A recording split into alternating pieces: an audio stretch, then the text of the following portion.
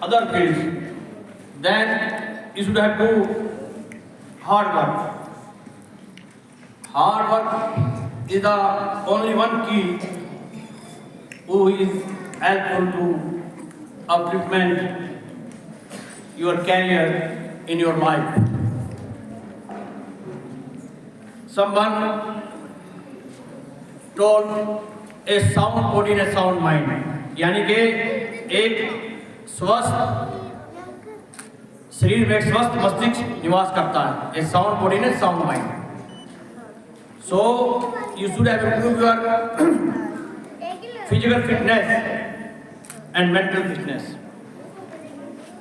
Generally, we assess the fitness of a person from the task of an individual as to perform in everyday life.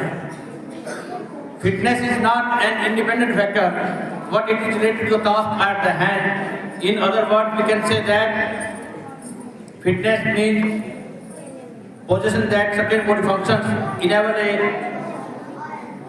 person to face different situations. यानी कि जो शिक्षा है वो आपको अलग अलग तनाव जो हमारी डेली की रूटीन लाइफ में है, हमारे पास बहुत सी टेंशन्स हैं समाज में, उन पर भी आप काबू पा सकते हैं शिक्षा के माध्यम से। तो प्यारे बच्चों, आप सब ने अपने अंदर जो फिटनेस के कंपोनेंट्स हैं, स्ट्रेंथ इंप्रूव कीजिए, अपनी फ्लेक्सिबिलिटी इंप्रूव कीजिए, अपनी एजिलिटी इंप्रूव कीजिए, कोऑर्डिनेटिव एबिलिटी इंप्रूव कीजिए, अपनी स्पीड इंप्रूव कीजिए। तो you are the future of this country. तो आप, मेरी पेरेंट्स से प्रार्थना है कि बच्चों को जो है जैसा वो पढ़ना चाहते हैं, जिस दिशा में वो जाना चाहते हैं, उनको उस तरह का माहौल दिया जाना चाहिए। आज हमारा एनुअल डे जो प्रोग्राम है, मैं धन्यवाद करता हूँ माननीय रविंद्र जी प्रिंसिपल साहब और वाइस प्रिंसिपल जी का और पूरे स्टाफ का, कि वो जो इतने रूरल एरिया में जो एजुकेशन को डेवलप करना चाहते हैं, एजुकेशन को प्रमोट करना चाहते हैं, तो सबसे बड़ी जिम्मेदारी है कि रूरल एरिया में कैसे हम शिक्षा का प्रचार प्रसार करें, कैसे हम आगे लेके जाएं। तो इसके साथ जो छोटे छोटे बच्चे हैं, क्योंकि ह्यूमन बॉडी जो है, वो जो बच्चे होते हैं, छोटे बच्चे, दो तरह से चीजें इंपैक्ट आती है, एक हेरेडिटरी और एक एनवायरनमेंट कि वंश और वातावरण, ये दो चीजें इंपॉर्टेंट है बच्चे पे, जो प्रभाव डालते हैं उस बच्चे ने क्या बनना है। हेरेडिटी में जो जीन है पेरेंट्स के, ग्रैंड पेरेंट्स के, वो ट्रांसफर होते हैं। वे कहते हैं बहुत अच्छे खानदान से है, तो अच्छे खानदान से तो उसके अंदर वो गुण परिलक्षित होते हैं, वो दिखाई पड़ते हैं उसके अंदर। दूसरा है इन्वायरमेंट, कि कैसा वातावरण आपको दिया जाए। बहुत से लोग कहते हैं भाई जो एक वातावरण है, अगर अच्छा वातावरण किसी बदमाश को मिल जाए तो वो भी सुधर जाता है। बहुत से एग्जाम्पल हमारे साइकोलॉजिस्ट ने दिशा में काम किया, बहुत सी रिसर्च हुई है कि छोटे छोटे बच्चों को अगर आप अच्छा माहौल देंगे तो निश्चित तौर पर वो अपने जीवन में आगे बढ़ेंगे। और इस तरह का जो माहौल ग्रामीण अंचल में, जो इस तरह के एकेडमिशियन हैं, जो इस तरह के स्कूल चला रहे हैं, तो उनके प्रयास सराहनीय हैं।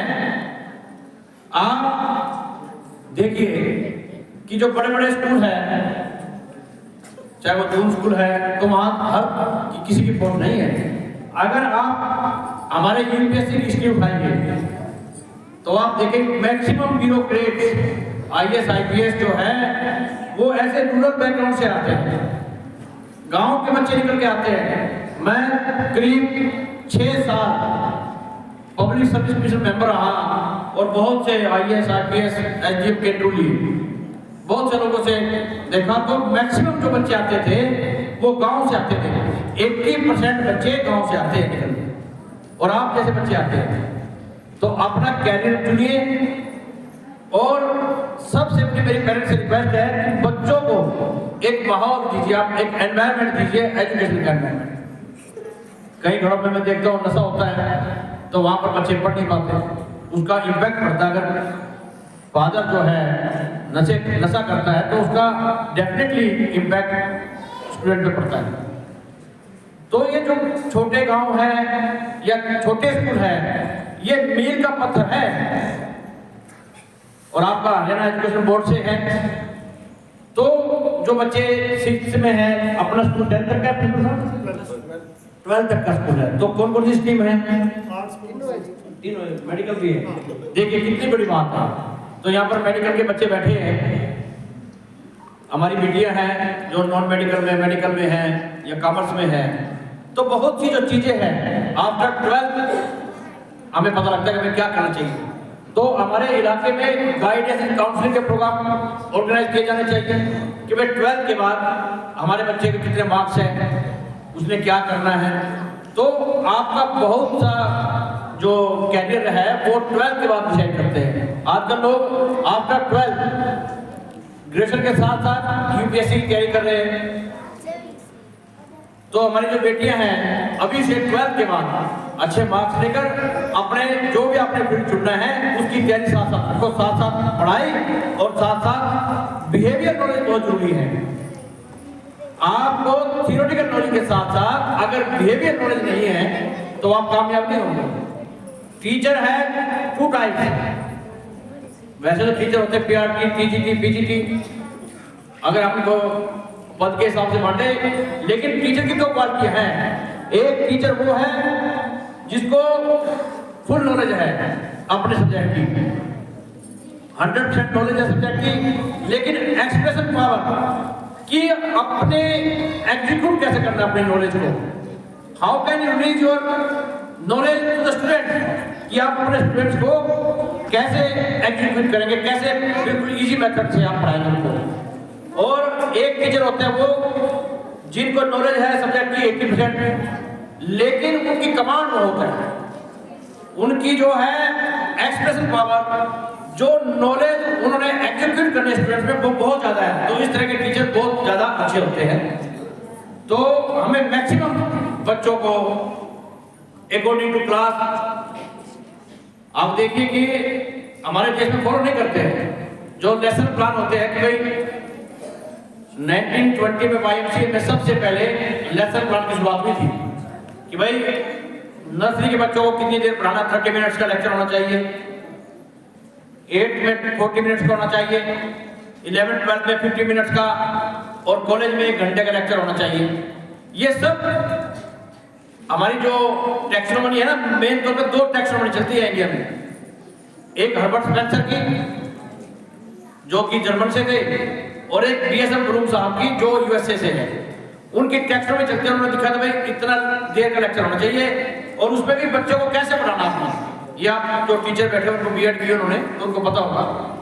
तो मेरी आप खासतौर से पेरेंट्स से प्रार्थना है कि आप टीचर के साथ कोऑपरेट कीजिए, और यकीनन जो आप चाहते हैं आपके बच्चे वही बनेंगे। उनको उनके टैलेंट के अकॉर्डिंग जो टैलेंट सर्च प्रोग्राम जगह जगह कराना चाहिए। हम भी सोचते हैं कि गाइडेंस काउंसलिंग प्रोग्राम हमारे शहर में होते रहना चाहिए, ताकि बच्चों को पता लगे कि 10th के बाद क्या करना है, मुझे मेडिकल में जाना है। अब आप देखिए, एक बच्चे ने मेडिकल से किया, MBBS किया, एक बच्चे ने IIT करके इंजीनियरिंग कर लिया, और एक बच्चे ने आर्ट्स से कर लिया। भाई सैलरी तो सेम है। अगर एक साइंस टीचर है, एक मैथ टीचर है, एक SST टीचर है, सैलरी तो सेम है गवर्नमेंट में। तो अगर वो TGT है तो TGT का ग्रेड मिलेगा उसको।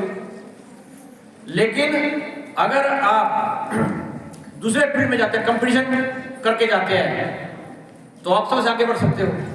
तो अभी से अपने अंदर ऐसी भावना पैदा कीजिए कि हमें जो कंट्री में चल रहा है, जो पूरा वर्ल्ड वाइड जो रहा है, क्योंकि आपके इलाके के बच्चे 12th के बाद बहुत बच्चे बाहर जा रहे हैं, लेकिन आप बाहर जाए तो उसकी पूरी तैयारी करके जाए पहले से। आप ये ना सोचें कि मुझे बाहर जाना है बस, नहीं, आपने अपनी काबिलियत के दम पे आप स्कॉलरशिप लेकर जाइए। हमारे बहुत से बच्चे बिना स्कॉलरशिप के बाहर जा रहे हैं तो परेशान होते हैं। मैंने भी अपनी डॉक्टरेट जो है, PhD मेरी डबल डॉक्टरेट है, one is in psychology and second is in education. I have done 2 doctorate in different discipline, one is psychology and second is in education, और एक तो मेरी PhD इंग्लैंड से है। तो वहाँ पर जो टैलेंटेड लोग हैं ना, उनकी बहुत कदर है।